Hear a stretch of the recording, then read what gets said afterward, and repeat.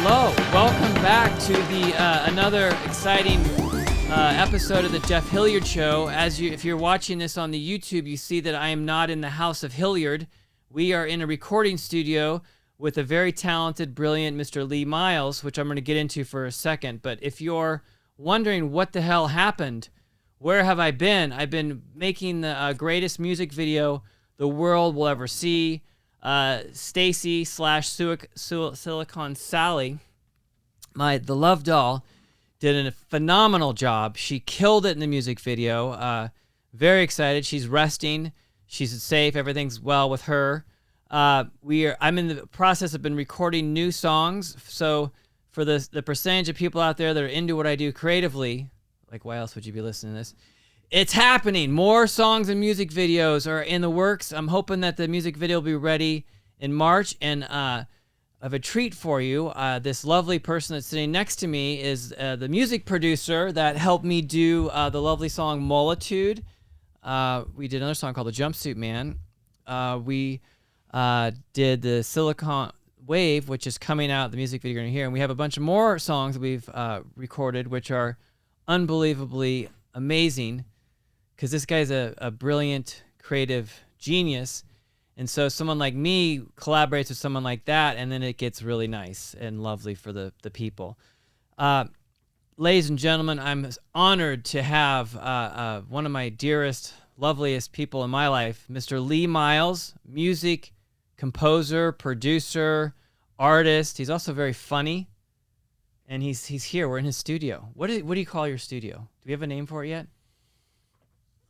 This is a new place for Lee. We were tossing up different ideas for the name. Pound Town came up last night. But I'm also working with a really cool group of people from Dallas, Texas, that are part of a company that is called Trinity House. Not to be confused with Trinity in terms of the religious. Is there like a church called Trinity House? No, but I feel like there should be. The House of Trinity. No, it's just this really great creative team. And one of their artists, his name is Khan. He's working with me, and they kind of partnered in this place to help make those records while at the same time, helping with the build out and stuff. And so Trinity House West is kind of like one of the titles of this, and we would use that for... So they're part of this studio. They're part of the studio in that my deal is that I'll incubate artists with them that we mutually find to be like, promising. So we'll sign the artist and kind of develop their career. And so those things will be Trinity House West. Now you're not just a recording studio. Now you're a record label. Yes. Ladies and gentlemen, you can submit your work to... Well, I mean, it's new. We started this place. We started building in October or late October, early November. Nice. It's just, it's my guest house. We moved here, and I decided I wanted to have a space for artists such as yourself to come and have a more comprehensive experience recording. Not just because, obviously, the fucking apocalypse still happening. Yeah. So it kind of changed the game in the city. Because you lived in Los Angeles, and now we're like outside of San Diego. Yeah, we're in a town called Rainbow. Oh, that's beautiful. I didn't know that. Yeah. Well, it's Fallbrook. Mm-hmm. It still like has like the mail will say Fallbrook. You can type in Fallbrook, but this city is Rainbow, and it's an annexation of like a leprechaun. You should dress as a leprechaun, and this is the pot of gold at the end of the rainbow. You don't have to comment on my shabby chic. Okay, this is not on purpose. I don't look like this because I want to. I look like this because we had a new baby girl. My wife, who normally cuts my hair, is busy with the new baby girl. I think you just got to just grow it out. I think you could be like a Game of Thrones character that's like a king. Yeah, I am a king. Yeah, you should dress like that. I think that's the evolution of Lee Miles. What I would like to see is you like kind of like a Henry VIII better version, looking wise. Like a fun, without chopping the heads off. Oh. Henry VIII is my 14th great uncle. Listen to this. President James Buchanan is my great uncle. That's good. Okay. But I'm adopted, so it's not through blood, so none of that matters. But yeah, you're like the first client here in this location, because we literally just finished, and it's still not finished. It's still, you see there's still some things we're working out. But let me ask you this. So is Finger Bang Your Day, is that the first song that was recorded here? No. Because I recorded a couple of my own shits. Well, with an art, while you're working with an artist, would it be the first one? No. Damn it. No. E.G. Daily came here and recorded. Who's very talented. Before you. But that was, I guess you're not the first artist. Sorry, E.G., I lied. E.G. came and recorded a song, a cover, and nobody else, right? I would be the first original song maybe You're created the first here. Original song created here, for sure, because every lovely. other song has been covers. And then I've done, like, I do a lot of work for, like Activision and EA and different, and like Under Armour, like making music for commercial The corporate stuff. overlords. Yeah, I've done that here, but that's not an original artist. Now, if I remember right, and I could be wrong because I usually am, did you grow up in Colorado? Was that right, or you lived in Colorado at some point? No, that's wrong. But why do I have Colorado? I'll tell you why. Okay. Because one of the first slightly relevant things that I did was, so when I moved to LA, long story very short, I started immediately working with the band Puddle of Mud. Then they went to Colorado. Oh, and you were there. To Fort Collins to make That's right. the album. I went with them because I would produce all the demos, and then ended up playing with Bill Stevenson producing. And so Bill Stevenson has a studio in Fort Collins, Colorado called The Blasting Room. Legendary place, and it's just this crazy story. It'd take me an hour to even get into it. But while I was there recording Puddle of Mud, there was a young intern there by the name of Johnny Scow who showed me a demo of his band, and they're called Tickle Me Pink. And I was like, you guys are really good. And of course I was nobody, but they thought I was somebody because I came with Puddle. So they were like, this guy, who's, and I, of course, completely embellished myself, and walked with my head back, and, I totally went LA on their bitch asses. Anyway, but I did, I found them to be really talented, young, good looking kids. And so I went to their families and I said, hey, if you guys give me money, not a lot, just enough for me to really figure out, I want them to come to LA for pre-production. We'll come back to the Blasting Room and we'll make an album. If you do that, if you listen to me right now, I think I can get your band a record deal. So they bit and they flew out to LA. We did 2 weeks of pre-production in the absolute worst conditions you could ever imagine, in this tiny little decrepit band. We had 5 people living there. I was in this other shitty, awful band at the time, with working off my iMac with no gear. We were just writing, and it's in the, Hollywood and Vine is, they have those rehearsal spaces in Hollywood and Vine. Yeah. Anyone who's in a band in LA knows that place. It's it's terrifying there. In the back, they had these totally illegal living areas. Underneath us lived a band where the parts end up becoming a band called Foster the People. And it was when it rained. We have video of the rain pouring in all over our gear. Anyway, because the original question is, why is Colorado in my almost? This is the short version. Yes. we did the pre-production. We went back to Fort Collins, Colorado, and we made a record. And we got a record deal with that record through Wind Up Records. Got him over $1 million record deal. And you know, which to me, it was like, we fucking did it. Like, I couldn't believe it. You know, like, the plan worked. It's so weird. And so what happened is they became extremely popular in Colorado and the surrounding areas. We had a big hit on the radio there.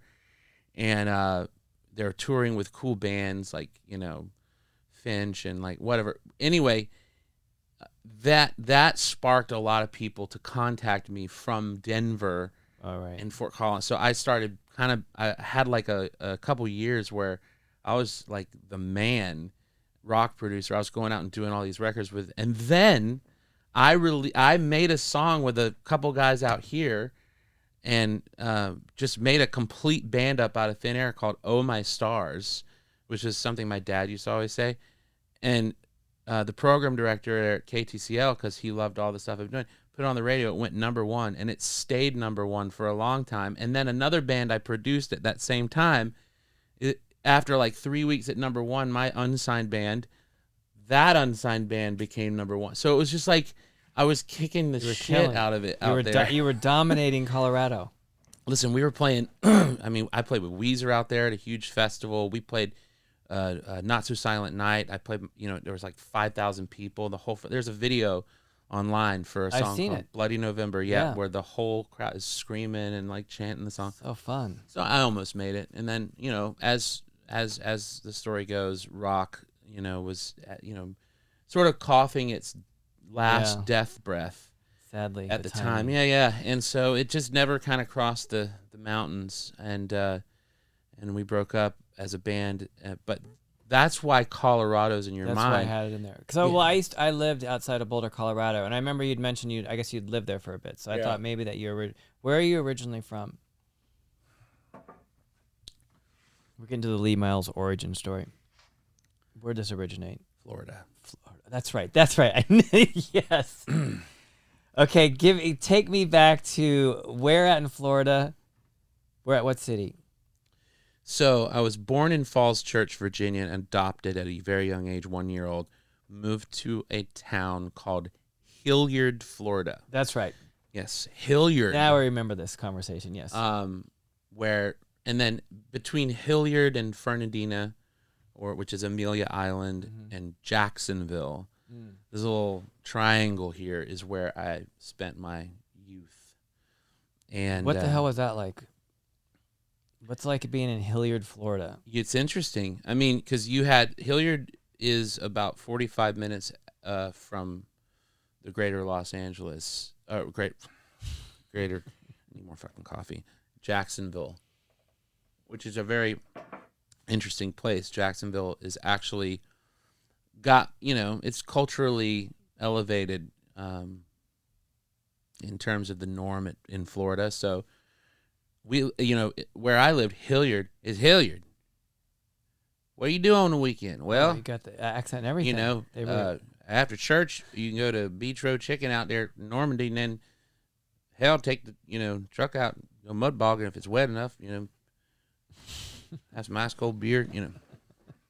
Good people though. So then, what was your family into? What was you're adopted? It's such a weird thing. So my parents are the greatest example of an unlikely partnership. My mother, a complete Southern belle, through and through, raised by, like, you know, parents who really they managed to create a small empire for their time, you know, through farming and you know, land development and things like this. And then my father, whose parents were born in Pennsylvania, and somehow he ended up in Florida, and they were high school sweethearts. But my dad is like this total northerner from Pennsylvania that has a speech impediment, so he sounds like Forrest Gump, and everyone loves it. Like, when you hear my dad on the phone, it's like you think he's the most Southern person that there ever could be. It's almost like he's playing a joke on you. But you come to find out that his accent is actually directly tied to a speech impediment that he and his father both had. That's amazing. So this is a strange union. And then through the strangest set of circumstance, like we had a carpet store. So my he's a freak genius. He turned our carpet store, half of it, into a house, which on one hand in Hilliard, if you live in a carpet store, they would call it that's the guy that lives in the carpet barn.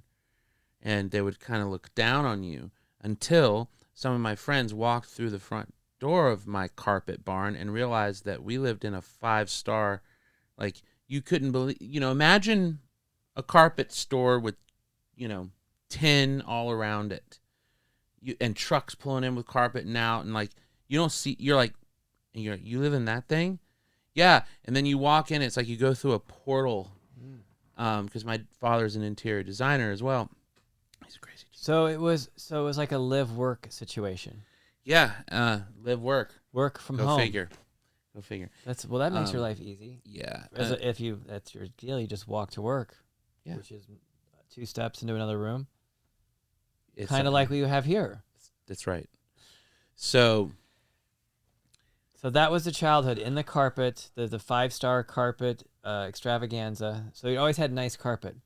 We always had nice everything, and it's weird because half of me is a spoiled, like total spoiled kid, but then there's another half that somewhere right around 17 years old, my family took an amazingly hard hit and ended up losing pretty much everything. And through a bad partnership and a couple of other really unfortunate things. So it all of a sudden, imagine going from money. I'm like, yeah, whatever. What do we need? Get that, to you can't have an apartment unless you have a job.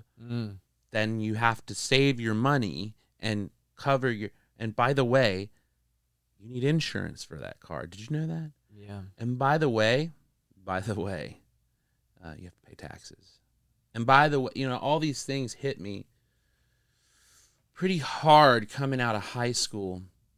I think it's more difficult to go from having means to being like destitute, or that's harder for people to deal with because it's such a shock.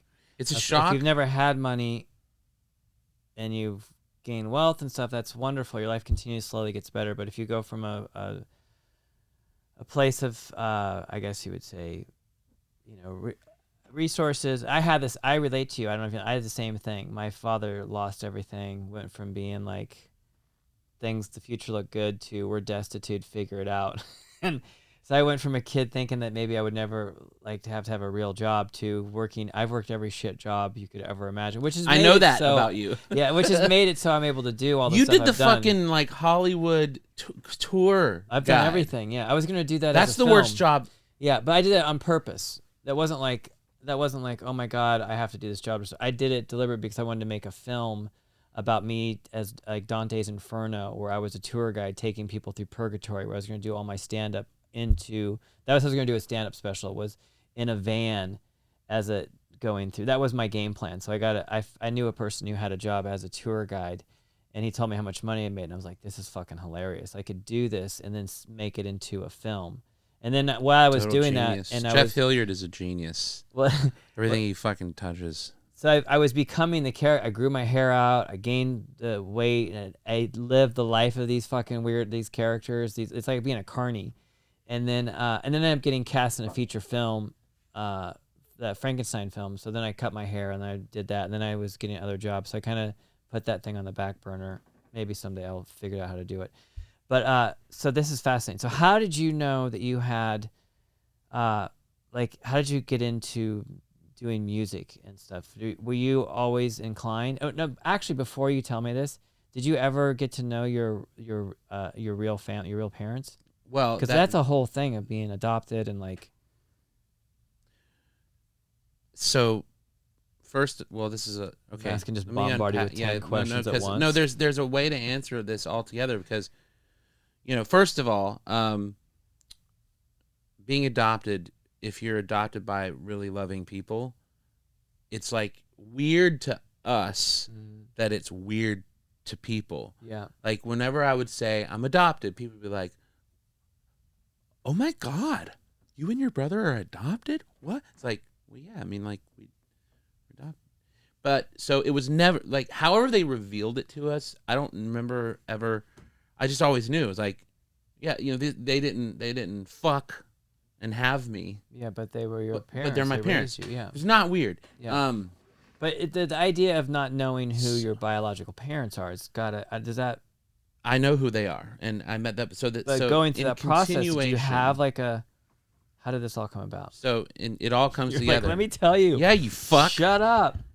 Thought this was about me. It is. You guys see what's going on here? Just trying to understand. I'm not that bright. I was a solid C student. There's 30% of a lot of shit I just don't understand. My grandmother wrote a note to my parents, and I still have it, and it's framed, where it goes through like Jared, my brother, likes to do, and blah, blah, blah, and when Lee likes to eat, and whatever, all the little things. P.S. at the bottom: Lee can't sleep without music. I was a year old, You and your brother are of the same biological parents. We were adopted together. That's another great story because my Wow. parents went up to get us, and when they got there, they were like, "We actually have two. Do you want two now?" And they're like, Wow. and my parents, like angels that they were like, "Well, yeah, we're not gonna, we'll keep them together." They're salt of the earth people. Salt of the earth. So, but the music was the first letter ever written about me to anyone included the fact that I couldn't sleep without music. And then it became apparent very early on that I was a ham for attention, and I loved to make people laugh, and I would sing at weddings and funerals or dance. I'd do the talent show, steal the show, whatever. And then, my parents noticed this, and they made sure to, do anything that I want. They would, they had 100-year-old piano that was beautiful but sounded like shit. And I don't know how old I was, like 8 or something. And I was just down there all the time tinkering on it. Like, what the fuck, and they noticed that. So immediately they got me a piano teacher and a Kurzweil Mark 5 ensemble grand. I'll never forget these things. As a child, I've got this thing. And I only had 3 piano lessons before my piano teacher had to leave. And what he taught me was everything I do it for you and fair lease. And I took that and ran with it. Now, since I didn't have a teacher that I wanted, and by the way, I fell in love with my teacher, and then he moved, and fucking, I would not see any other teachers, and I decided to teach myself. So by ear, I trained myself. Like, what do you mean? Well, my favorite record at the time was, and still one of them is Yanni live at the Acropolis. It's a Greek theater. And I sat down there at my early 9 or 10 years of age, and I listened to, 5 seconds. And I would pause it and search for the notes and kind of go back, listen to that 5 seconds, listen to that 5 seconds, until I could play the entire album on piano. Wow. At like 11 years old. And my parents they noticed this. And then through the years, I turned into a teenage asshole and started listening to, Metallica, which then turned into Nirvana, which turned into Korn, which turned into, the heavy music. So started off listening to fucking John Tesh and Yanni, ended up in, fucking, you're not right, Yeah. the thing. And then, of course, I want to be in a band. And, I'll tell you a quick story. Yeah.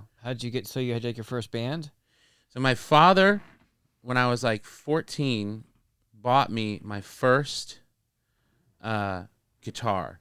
And it was a lofty, this is another example of like, if you want it, you get like, I saw a Fiesta Red Fender Jag Stang in the window of this guitar store in downtown Jacksonville, Florida. I said, Dad, I want that. He's like, it's $800. You know, it's like that. Don't you want to get something a little bit more? No. I want that guitar. I was hugely into Nirvana. Like, I was privy to the fact, like, that's the Jag-Stang. That's designed by Kurt Cobain. Like, that's the guitar that I have to have. And by the way, if I have that guitar, I'll be the guy in my group that has that fucking guitar. And there was a guy named Lee Erskine who I still talk to on Facebook. No shit. Yes, Lee Erskine. Anyway, but Lee Lowry, who I don't really talk to, and Lee Erskine. Lee Erskine, I was in a shitty band with. He did have a guitar too. He had a guitar as well. I don't remember what guitar. Lee Erskine had some shitty Fender guitar and a little Lee Lowry. God damn it! And then he would loan it to me, and we actually got in a fight when I wouldn't give it back to him. I gave it back to him, but his guitar sucked. You know, his guitar was what a kid in Hilliard would have. It was some fucking, you know, probably it was just, and no wonder I couldn't play guitar with it because it was just so fucking banged up, and the strings, I didn't know anything.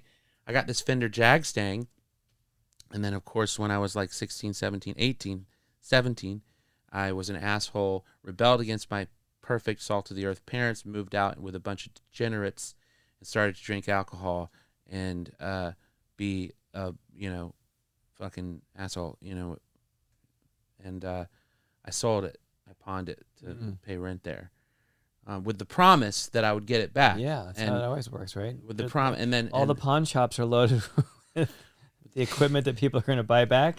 Now imagine this. Like in my dreams. graduation picture, I'm holding this Fender Jag-Stang, and it's soon in my, I fucking pawned it. I pawned it, Jeff. And what happened? Of course, they didn't get my fucking guitar back. And I was like, Dad, you know, desperate at the end of it, like I'm moving back home. You go get the guitar, and he's like, fuck you. I'm not getting that guitar back. And I regretted this for years because, you know, entering into the world of music and then going, it's like you never really have a lot of extra money. And so anytime I'd have a little spare change, I would be like, I'm going to find this guitar. And it would be like $8,000. Or it would be, you know, $1,000, but it would get sold. Or, you know, I'd keep looking online or you wouldn't find them at all. And so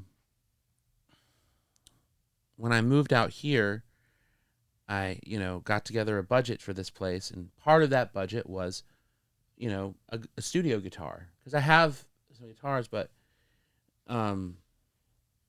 so I just said, you know, I'm just going to look. And there 3 of them were. And there are, you know, $1,500. Kim, will you hand me that right there behind you? So I ordered it, and I called my dad on FaceTime and tearfully told him, Dad, I got it back. I fucking got it back. This is the Fiesta Red Jag-Stang. It's exactly the same guitar. It's not, I mean, it's not the one. I mean, it could be the one. I don't have any idea. This could actually be the one that I sold and pawned, and it just came back to me. But there it is. So the point of that story is, no matter how bad you fuck up in life, right?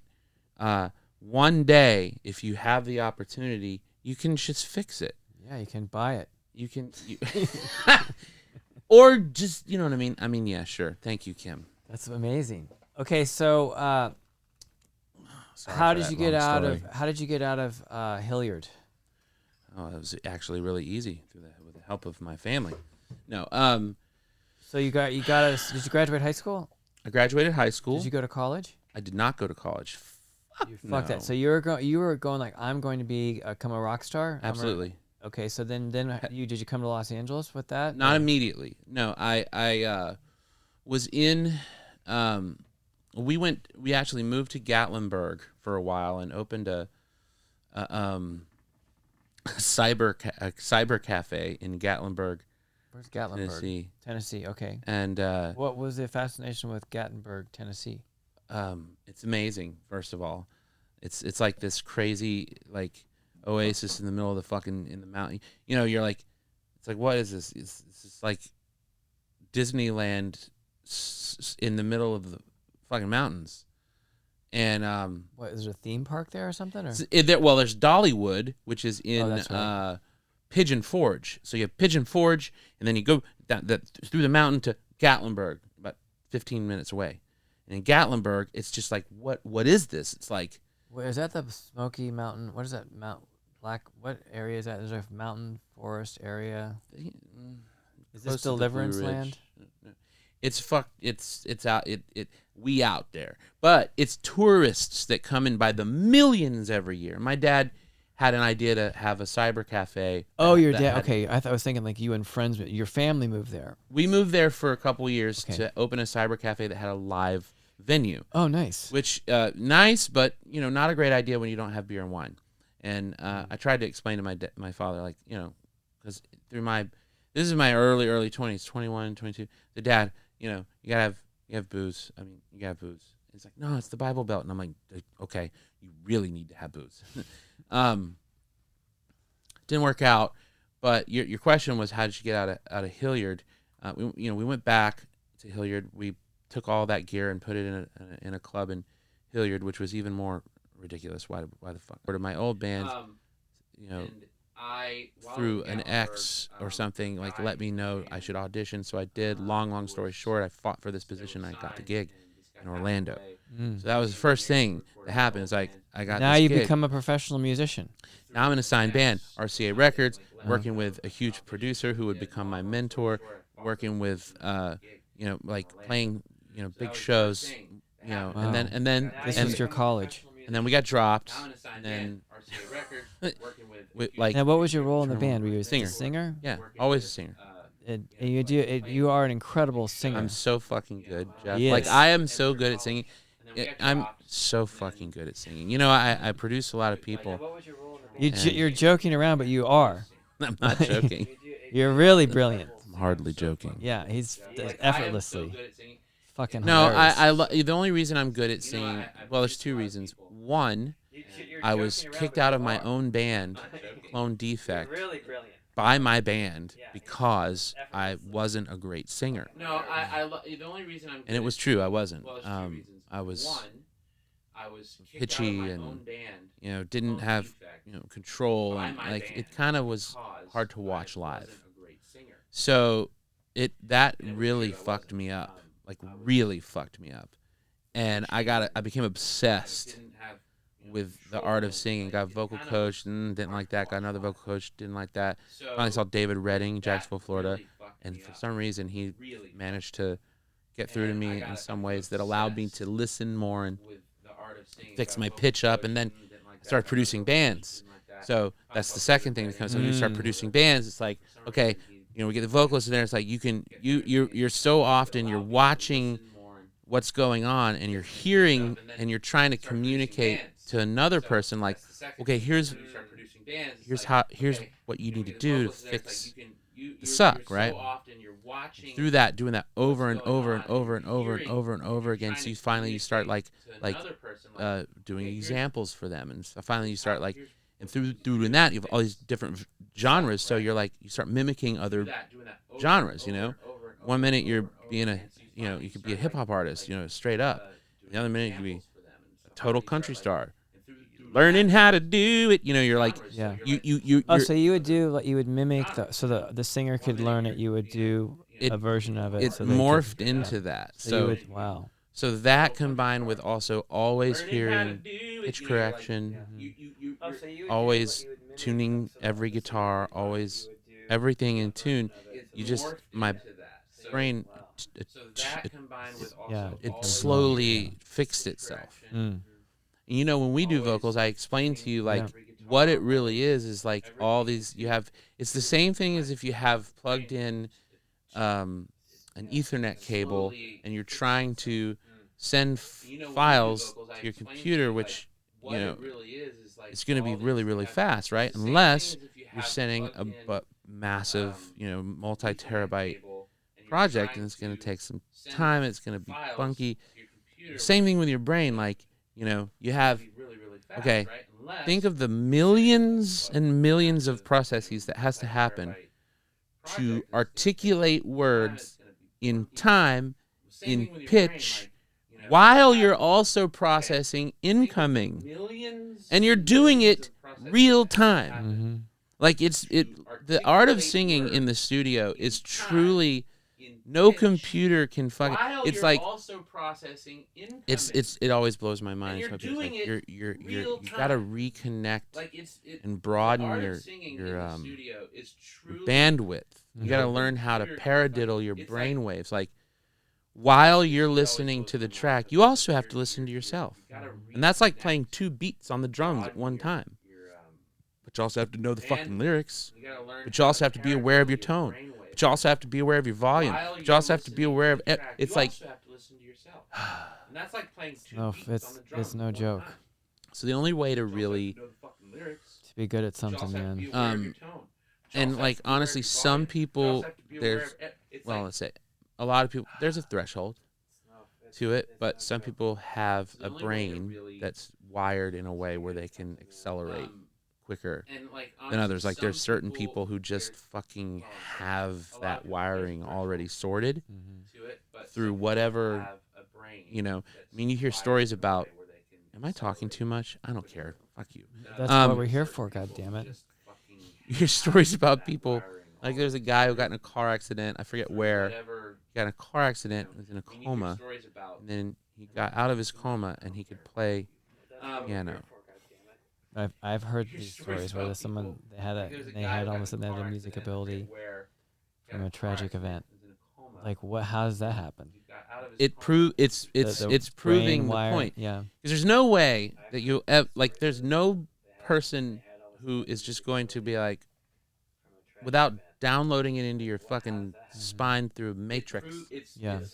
To play piano. Piano is probably the single hardest instrument to learn and master. Why? It's everything all at once through your phalange. It's multiple rhythms happening at once through your phalange, and it's like it's very difficult to wake up and not just be able to play piano, but understand the instrument and play psychotically good. Proves that there's a brain. There's a brain. The physicality of your brain has something to do with your musicality. Like you understand music. You understand what a little bit. You do. No, you actually understand music. You understand music. You understand what you like about music, and you also understand the effect it can have on people. But your work is on finding ways to wire your brain into being able to process in and out quicker, because when you sing songs, you can see the tracks slipping off, and it's not because you don't have it in there. It's because the literal wiring of your brain is clogged at that point. So we got to find ways to figuring it out, new synapses and plug in broaden the bandwidth. I would say, I believe that maybe like sending it on a mushroom trip or ayahuasca or and I know that sounds like ridiculous, but I'll bet that can open pathways for people in the brain, definitely, for perception and for broadening bandwidth. Neural pathways. Yeah. Well, the one thing I personally love about doing these songs and making these videos, and it started out obviously stages, but like I first did like stand up, and I also was involved in Second City doing sketches, but it was the challenge of putting all of these skills into doing something that is really difficult. For me, the challenge of making one of these songs, all the pieces to figure, I had to learn out what the fuck a hook was. I had to learn how to write lyrics that fit into the math of it. Then had to learn how to try to sing the damn song.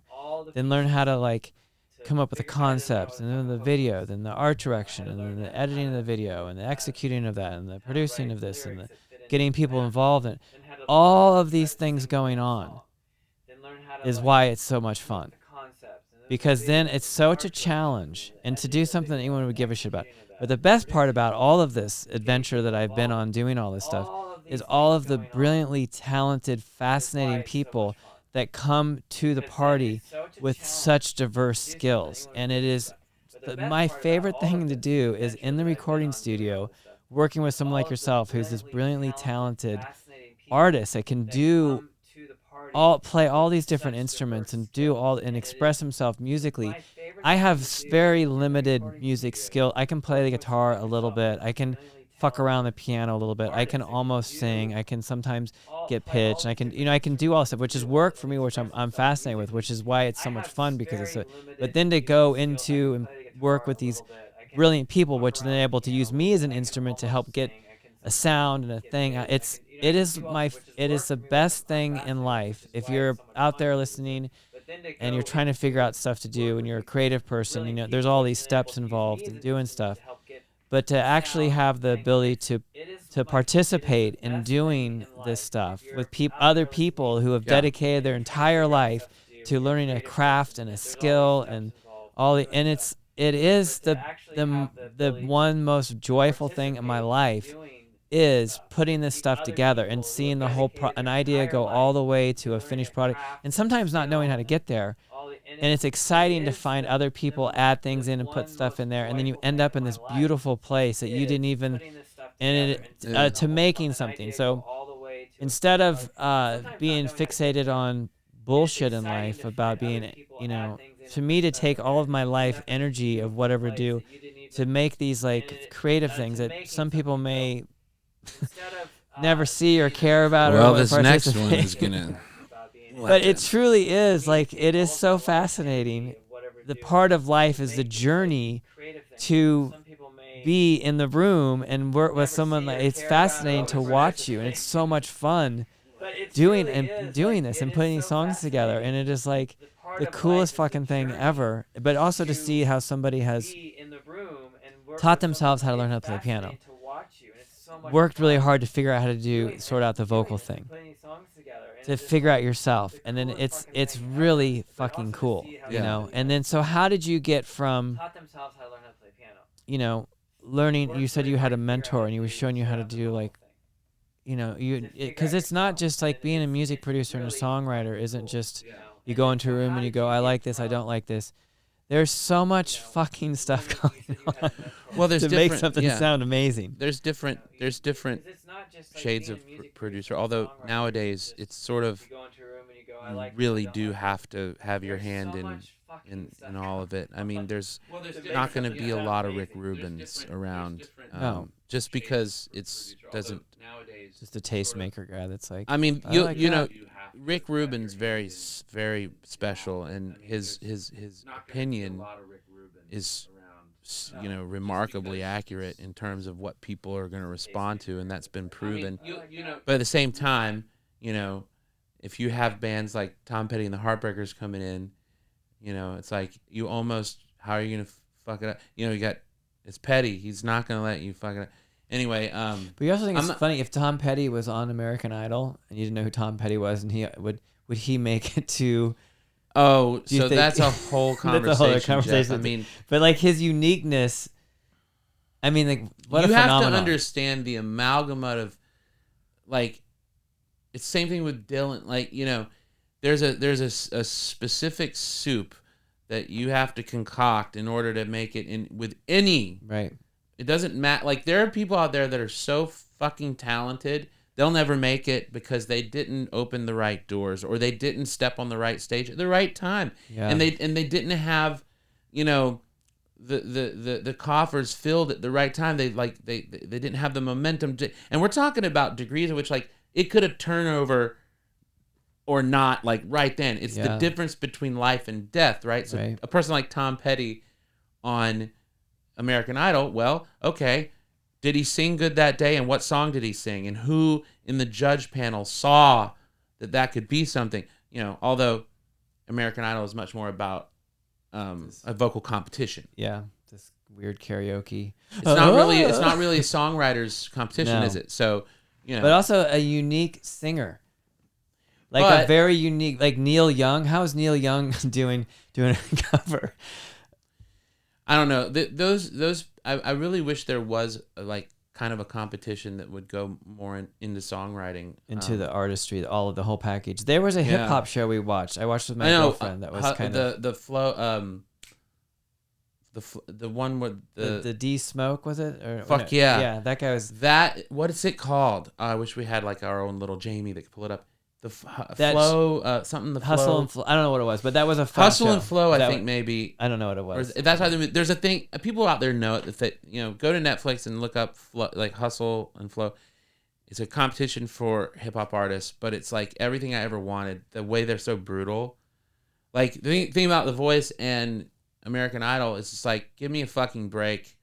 All right, Katy Perry sitting there like, I love this art. It's like, no, you don't. You don't fucking love that artist. This fits a fucking demographic that you need to fill, that your producers have told you about. This is boring. But then you have great singers, and they rise to the top, and it's a really cool thing. But don't you wish in American Idol, like Simon was almost there, but if American Idol would be like, a guy be like, get the fuck out of here. What are you guys doing? Like, why is this guy on my show right now? But they're not. They have these kid gloves. It's just so annoying. Anyway. Well, wasn't he he was kind of mean on the show, right? Simon was. Yeah. He was like I wish kinda it was funny. more brutally I just like honest. I love the humor of him with like the tight shirt and the man tits and like this like character who's like, what has this guy done that he's is he a singer? I don't know anything about Simon Cowell. I just thought the show was So back to your question, ridiculous. my mentor into production, because your question I think was like, how did Your evolution into I didn't want to be a producer, and this guy Tony Battaglia told me, he's like, you're not gonna. He was brutal, man. I had some brutal times with him because I did after the band that where I replaced the dead singer broke up. I wasn't ready to give up. I was sad. It was like that was my shot, so I just wanted to stay down there and work for him as like a paid intern. When I say paid, I mean like paid, like fed. I don't know. I stayed in his house.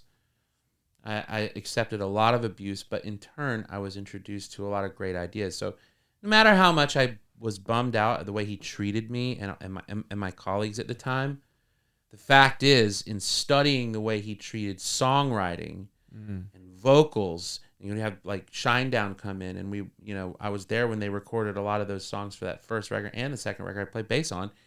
I was able to watch Tony truly find the power in the essence of the song and enhance it. Like, and it was me watching him, as brutalized as I was. I always will tell people that this guy taught me how to pay attention to the right shit and how to be brutally honest. So I knew how I wanted to talk to my artists based on watching how he talked to his artists and myself, knowing like I could do without that. I can find a way to communicate the same brutal honesty while making the person understand that I'm on your team and I'm here with like love and support, rather than him, which he would just stand up and be like, quit your fucking life. He would say the worst shit to me. I remember one of the first sessions I did with Tony for that band, and I came in and I didn't perform very well. And I just will never forget those fucking screams coming over the cans, like, you made me leave my fucking house for this. You're a fucking fat pile of shit. I don't even know why we hired this guy. Talking to the bands in the room. Wow. Why the fuck are we destroying our band? And I'm sitting in the other room, just tears. Like I fucking blew it. I blew it. But you know what? I came back in 2 weeks and I killed it. So. Well, you probably couldn't do that today. I don't know if No, I don't know. They don't allow that kind of tough love in developing. So my transition into being a producer happened. Coming out of there, I moved to LA because I felt like I had used up all my like love in Florida, and I wanted away from these people. And I went to LA because I wanted to be a rock star or an actor or I don't know. I really still didn't even want to be a producer. I still wanted, I had, the dream. And, but since I had been doing some producing and I did the Red Jumpsuit Apparatus's first real demo and record with another really great guy in Jacksonville named Daryl Finnegar. And, who I think he's still making records, I think. It just kind of I kept getting called in to, and then the whole thing with Tickle Me Pink, which actually kind of put a stamp of like, okay, you are a real skills. Yeah, like you when you say like, if you throw this ball at this time in that direction, this will happen, and it happens. Yeah. But then there was a big tragedy with that band too, so. I don't know, man. It's just, and then there's a whole network of, smart moves and horrible failures, and wasted time and seized opportunities, people, love, loss that goes into the soup of where I'm at now. What is it like working with all these different artist as a producer? Like, you find yourself in this producer role and working with these different artists and stuff. I mean, what are some of these, like, what is that like, going from wanting to be the guy and then now you're in the supportive role of making someone fixing their thing to make it work? Do you feel like you're then still validated as the creative aspect of you? I do, because you definitely are. I miss the stage. I miss performing.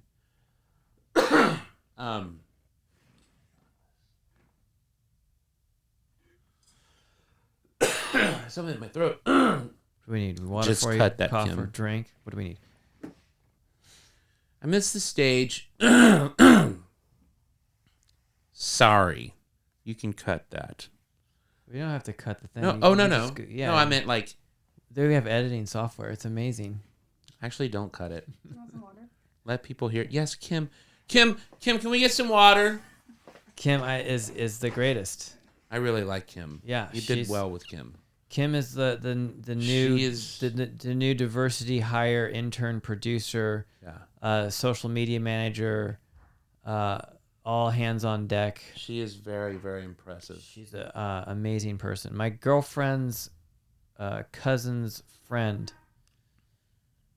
I luckily was able to through my girlfriend's then like this, introduced me to Kim, and she has a great sense of humor, and she wanted to participate in and helping me get my nonsense out there. But and she's talented. Kim, how old are you? 30, 29, the 21? The off-grammar interview. What I want to say? What I want to say is, it's that drive and interest in. You have to. We were talking about this last night. You have to invest in yourself, and part of investing in yourself is working with people who you admire or enjoy or are inspired by. And I think it's just so great when you see people figure that out. I don't know, whatever you guys did to figure it out. Well, I think the great thing about Kim's opportunity to participate in this is she has something to laugh at to make herself feel better about her current life situation. I still think you should be like on every podcast. I think I was gonna say. It's like make the whole show about Kim. We just turn the camera But on. it makes sense. I used to. I could have her co-host some podcast. I was obsessed with Howard Stern for a long time, like everyone else. But one of my favorite things about Stern was the story of him and Robin, how that relationship developed, because Robin was the weather girl or the traffic girl, one of the two. And he kept going off script and like talking to her, and it pissed off the network because he wasn't supposed to do it, but he didn't give a fuck because he liked her. Yeah. And people saw that. and people like to see people like who are having fun. Yeah, You know, that's the thing in life. People want to have fun in life, right? So I don't want to stray. I think I was trying to say. So we're going back, working with these different artists, and you were missed being on the stage performing, and then you were having a choking fit, and then we. Yeah, I miss performing. There is a part of me that mourns, the limelight, because I mean I'm 40 now. I have 3 kids, beautiful family, live in this amazing place, and there's part of me that's like accepted that those days are gone, and when I don't mean I'll never perform again, but just not like I did. It's a lot to mourn when you get there, because and that could I don't know, who the fuck knows. I don't even know. I could be 50 years old out on the road, but it's not likely. Driving from shitty situation to shitty situation. Like I was telling you about stand-up, like I know I'm going to do it, but I'm not fucking, I'm sorry to all the hardworking comics out there. You guys are great. You guys are, your craft is amazing because you work so hard, but I'm not doing it. I'm not driving to fucking 4 comedy clubs a night just to like, the show at a bowling fucking alley. like sit there and wait for somebody to bump me, and then I could go on and fucking tell my same story. I'm not doing it. But, yeah. Lord have mercy on my soul, my fat soul. So you still have done you had your band Super Naked. You were doing a fun band, which I swear Super Naked's still there. It's a comedy rock band, and you still put out you're still doing your own songs and stuff for fun. Yeah, Super Naked. I do that every once in a while. Yeah, Lemmy. I do that every once in a while. And people who want to follow that do, and people who don't. I got a podcast. Hardly Joking. Yes. Which I'm going to reboot 100%. You did it for a bit and then you got busy. Yeah, just fucking. That's the thing couldn't do it, I got busy and I even have a couple of recorded episodes that never aired. I got busy. I was in and want to pay for it because there was $150 a year that I literally was just I don't have any podcasts. I'm not going to pay for it right now. It just, and I probably should have just done more due diligence. But I miss performing a lot, but I'm very thankful that people trust me to help them with their art, and that people are inspired by what I do, and you're very talented. We should tell them how we met each other.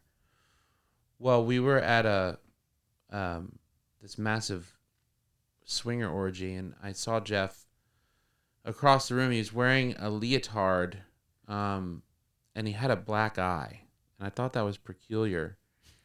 And then we ended up gathering around the same group of people that were fucking each other, and we kind of looked at each other and was like, I think I looked at you and I was like, should we maybe we could have been related or something. No, should we join in? None of this happened, by the way. I'm just yeah, you can't even joke anymore because that's how it happened. Now that we met each other was at some swinger. I've never. What's funny is I have never even been to a swinger event. Me either. I've never even been to any goddamn anything. It's crazy. That's the sad thing is that all the crazy videos and songs and videos in real life, I'm really boring. No, that's the best. That's the best part of it. That's the comedy of life, the universe. Jay Davis came to me and he said, "There's this," because Jay is always, he's just targeting the best of the best, and he always lands his eye on the most unique talent in the city. And he came to me with The Good Life, and he showed he showed it to me, and the same day that I saw it, because I was like, holy fuck, this is, it blew my mind like everybody else. I was like, who is this, and what? And he's like, dude, I'm gonna go meet him right now. Come, I'm gonna pick you up.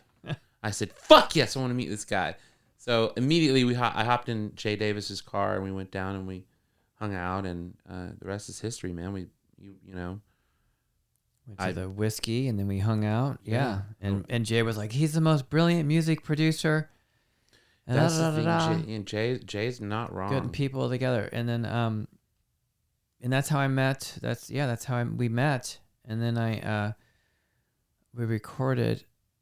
I had met with a record label, and they were interested in possibly signing me to a record deal. And then there was like the person who brought me in who had a falling out with the owner, and then he was like he's like, you can't sign with them. They're not, I was like, I don't care. I'll sign with anyone. I just want to do more songs and videos. I didn't even care, but it didn't ever happen.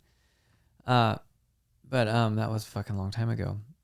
But then I got sidetracked into doing other things, like doing a film, writing a movie, and then I was working as an actor. But and then I had to get you back in the. How did we get back together? I'm always trying to pitch you to work together. I went on, I was always trying to find a producer, because the other brilliant producer I worked with, Cal Mormon, who's a genius, he was very busy working with legitimate massive artists and stuff, and doing like, but then he's kind of been burnt out. He's like taking a year off. I talked to him a little bit ago, but for me to be able to execute and do what I do, I'm not so musically talented that I could just get an 8-track recorder and just do all the shit myself. I need to work with obviously talented people. Man, but it gets done, and it gets done. But on we got to do level. it. We did Molitude, which was hilarious. Yeah, I didn't realize that thing has like 150, 100. There's people who liked it. Yeah, it's a lot of work getting people to even pay attention to it.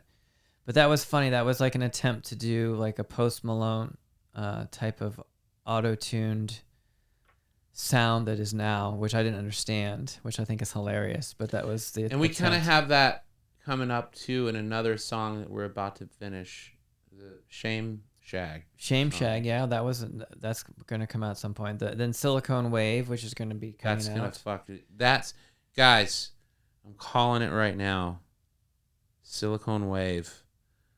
Fucking buckle up, man. Jeff Hilliard is going balls deep in this game, okay?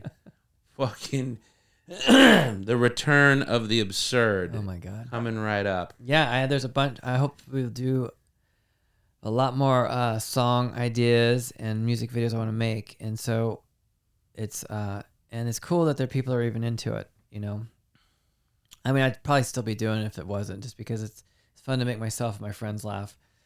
It's a very expensive hobby. Fuck it, man. You only live once, right? That's what they're saying, right? You only live once, and it's short. So what are you going to spend the money on? What are you going to I want to have great memories. I do. Some of the greatest memories of my life are been in a recording studio, figuring out the lyrics for a song, putting a song coming together, dude, making a music video, the whole thing. Or you could have bought a Rolex.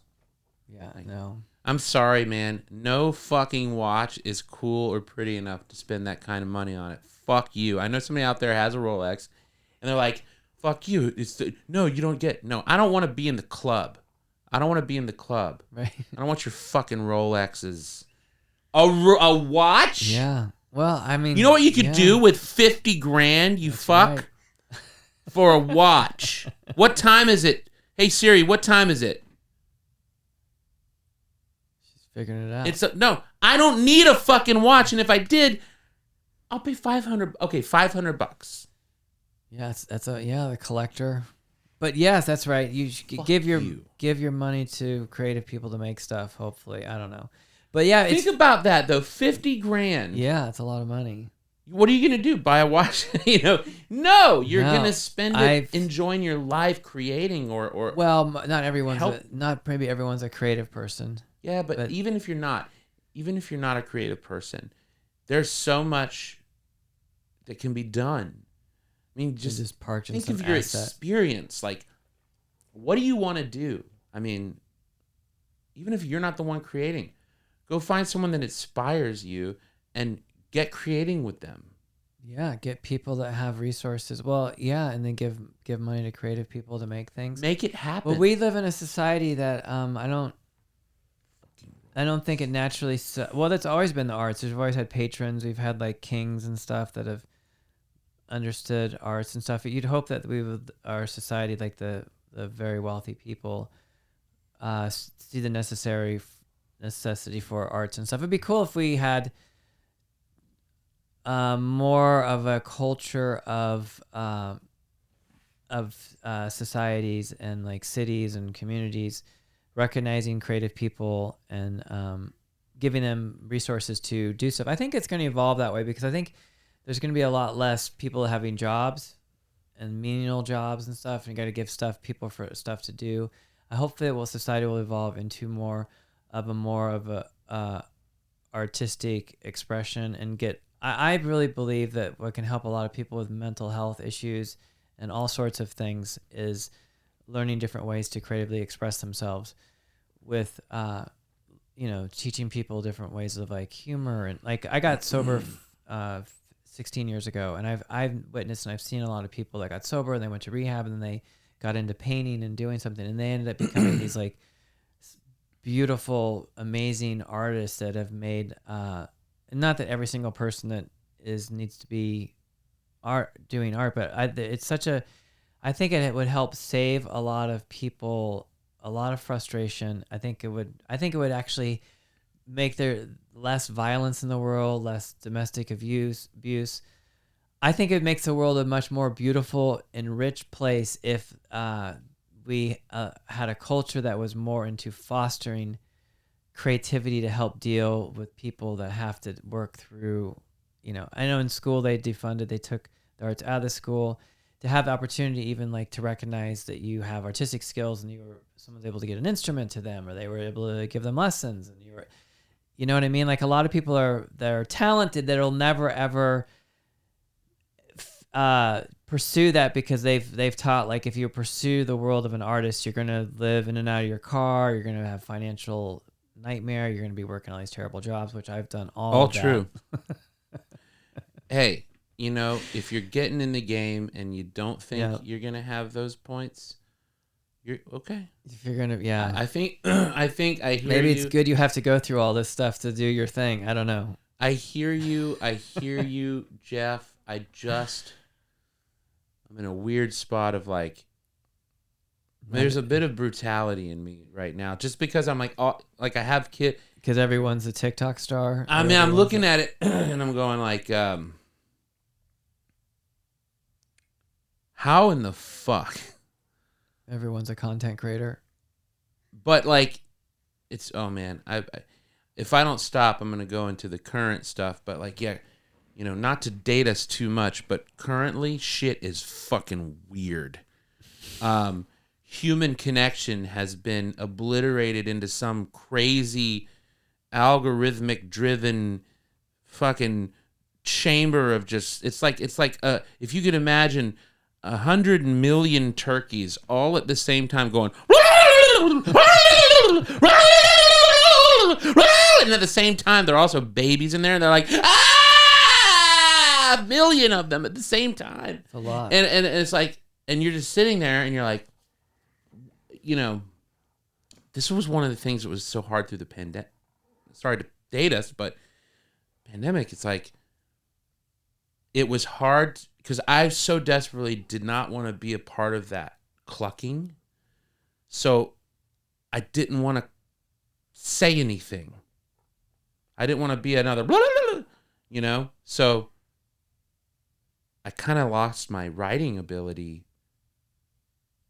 And because I was like, anything I would go to write, I'm like, I would immediately be like, why the fuck would I want to say this right now with the world this way? But at the same time, I had to remind myself, but people need that. The people that can't create it are looking for something to feel something with. Have so some kind of human connection. We're in such a, this is why your shit is, I think, so on time, Jeff, because you're doing the nature of your creations in its absurdism. I mean, like, the themes that you're dealing with are so it's preposterous that anyone. I mean, we have a song called "Finger Bang Your Day," which song. might or might not include an entire philharmonic orchestration. A song that gets more powerful than probably any song I've ever produced in my life. Wow. but it's Finger Bang Your Day, and It's a beautiful song. That juxtaposition. Well, maybe I should tell a little bit, set it up a little bit, so people, even if they've gone this far into the podcast or into what I'm doing, and I've hopefully. So when I first got sober, I do things to make myself laugh to be able to deal with life. So I'm always that's like look where, at your penis. Well, it's like it's one of those things where I was trying to be. I understand them, but I'm trying to communicate this and articulate it correctly. So I read this a long time ago that people that wit comes from extreme sadness. So usually people that are like they're devastated with life or whatever usually become comedians. They're trying to make other people. They have to make themselves laugh and other people just to be okay with life in general.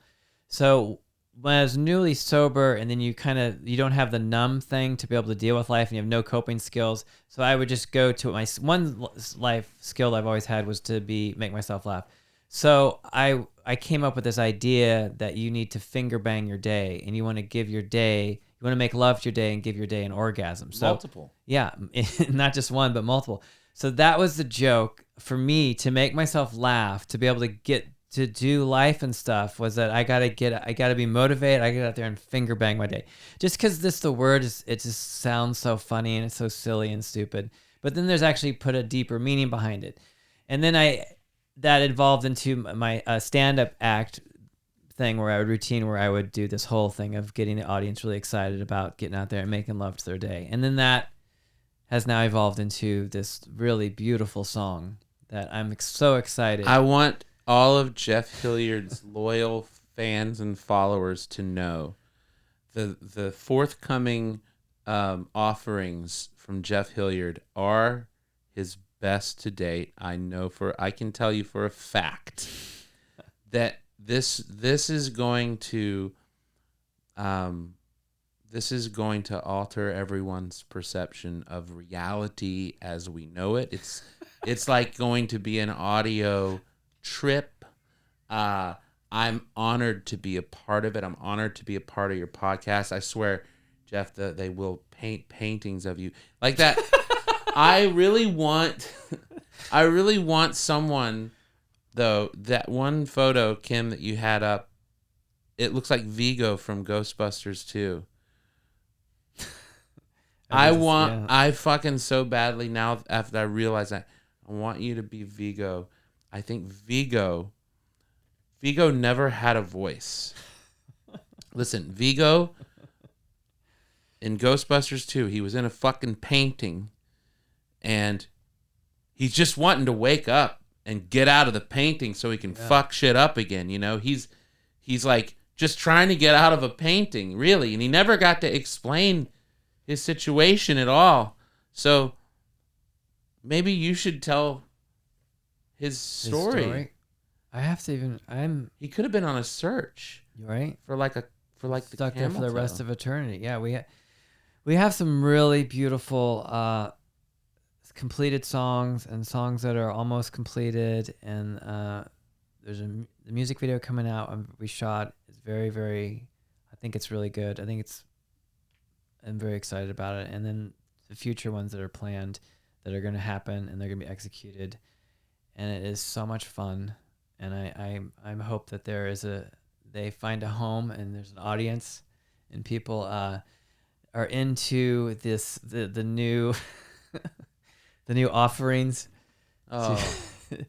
It's a gratitude to give back to life all the the wonderful that's been so freely given to me. And so we should probably start wrapping up this wonderful newest edition of the podcast. Is there anything that we should talk about going on with you currently that you want to talk about? We have your new studio, so if you're a brilliant artist and you have fucking the goods, you should, if you get lucky enough to work with Lee Miles, you had aren't you nominated for a Grammy? Technically. That's incredible. Can you tell us about that? We talk about anything about that sort of stuff? Yeah, I made a song with Tiffany Haddish. It's a version of Hava Nagilia that then got remixed by Just Blaze, who I've always been a fan of, but who I'm disappointed with, to be honest with you, in terms of the way that he or his team, maybe not him, but it was kind of a weird situation. We'll just say that my instinct to not send my masters to other producers is now re-heightened.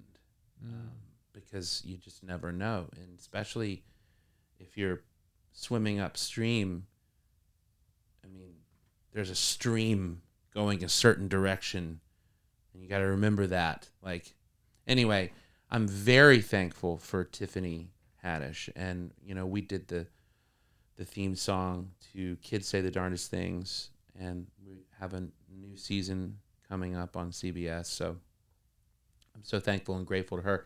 And we have a comedy album that we're about 6 songs in on, and we're trying to get in the fucking studio and finish that.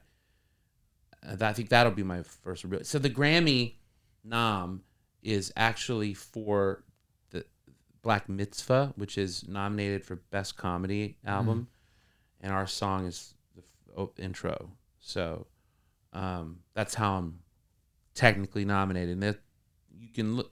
Like, the rules, but it's not something that, like, I'd rather not boast it, only because it's like, it's the beginning of a comedy album. It's kind of gotten mangled a little bit in ways that I wouldn't have even taken credit for. I mean, it's got my instrumentation, it's got my vocals, it's got my production, but it went through a filter. My new comedy album with Tiffany is going to be, you played me some of the songs, and they're gonna fucking be brilliant. It's gonna be. I mean, Wow. I think she will win a Grammy for that record, and then I will be fully Grammy nominated. What's it like? I mean, I'm a fan of her. She's hilarious. Word winning, fucking Grammy, huh? She's hilarious. How did it come about working with her, and what was that experience like? Jay fucking Davis. Jay Davis. Jay Davis called me with her on the phone out of the blue, and my wife Jacqueline is such a big fan, and she was just looking for somebody, and Jay was doing his thing, like, you gotta work with this guy, he's the best, he's the greatest. Jay, we love Jay. And then Jay, the best. And so Tiffany came into the studio with me and my music partner Tal Ram, who's incredibly, and like my secret weapon for sure. And we just made Hava Nagila, and then through that.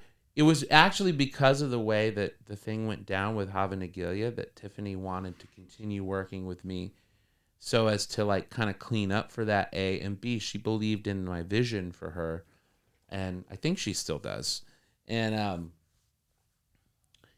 she's she's what you always sort of dream of working with as a producer, working with an A-list artist, because she's so calming and she's so real. And you can tell in an instant why she's made it where she's made it. When you sit down and you talk to her, or even if you just listen to her talking to somebody in the room, you really quickly go, there's a thing there that's just like, it's like a vibe or like just an expression. Everything that she's saying, it's like, it makes sense. When you're on fire like that. Yeah, she seems to get the joke of life. Yes, and she doesn't take herself too seriously. Of course not. And why would you if you're... But yeah, that's what I gathered. Just from seeing interviews with her and stuff, I figured that would be obviously what's going on.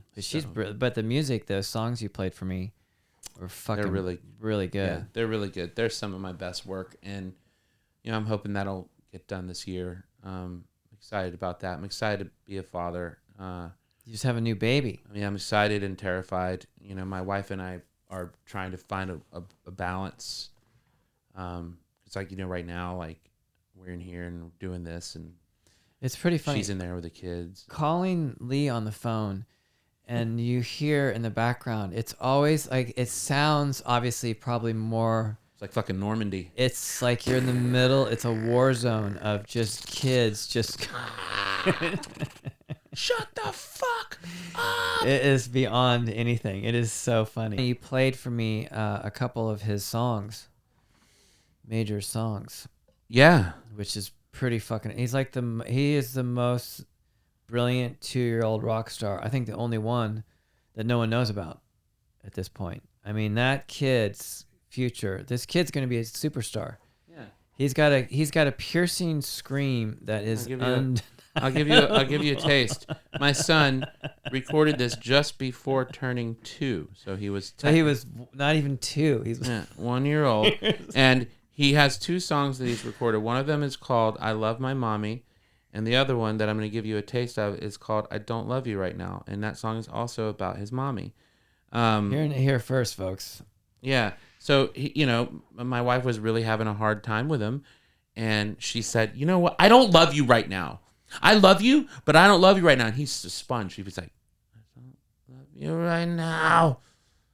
I don't love you right now." And he started screaming. I was like, "Ooh, yeah, it's on." I grabbed him. I ran in here real quick. I threw down a fucking, Metallica load little thing. And I was like, because if I bring him in here, he runs towards the mic. Oh my God. And immediately I'll be like, "Say this." And I'll be like, "Say now." And he'll go, "Now." And I'll just do this. Wow. So this is what comes out.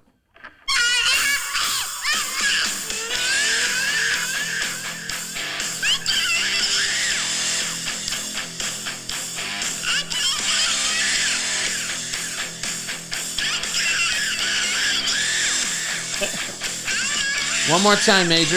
Halftime. So yeah, so he's screaming, "I can't love you now." I don't like you. I don't love you right now. I don't love you now.